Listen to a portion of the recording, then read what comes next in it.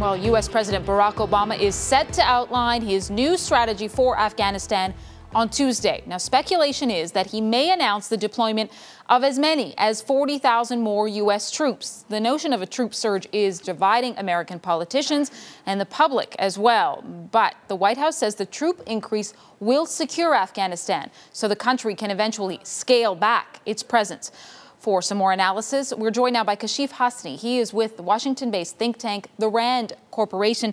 So, KASHIF, you know, this ramp up, if it happens, perhaps not the 40,000 level, but if it happens, it's really, it seems, to get the exit strategy in place. The entrance of troops is to help get the exit strategy in place. Do you think that is what Obama is trying to achieve with this? Yes, I think that President Obama, day after tomorrow, in his speech, will announce some kind of exit strategy. I mean, it is very clear from the discussions we have had over here in the White House or other places in Washington, D.C., that the United States does not have a long-term plan to stay in that region, especially in Afghanistan.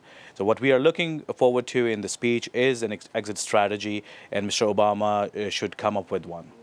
Even with Obama underlining that this is all about an eventual exit from Afghanistan, it's going to be a very tough sell for all of the critics, some even in his own party, of course, as well as the American public, who say more troops are not the answer. What do you think he's going to have to say in that speech on Tuesday to appease that side?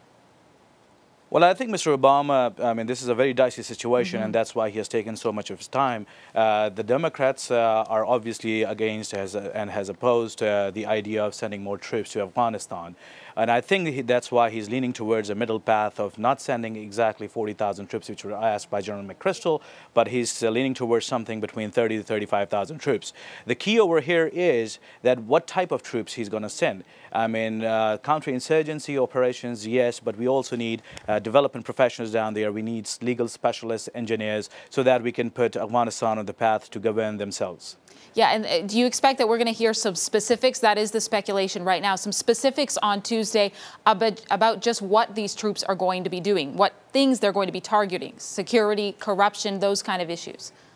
I think so. I think the specifics of the speech will more be on the time frame, how long it's going to take for the operations and how long it's going to take for the United States to withdraw its troops from the region. It might also include the international coalition, the NATO forces, that we need them over there as well. It will also include Pakistan, because no strategy in Afghanistan can be successful without the involvement of Pakistan. It will probably include the economics of war, that how this war is going to be funded.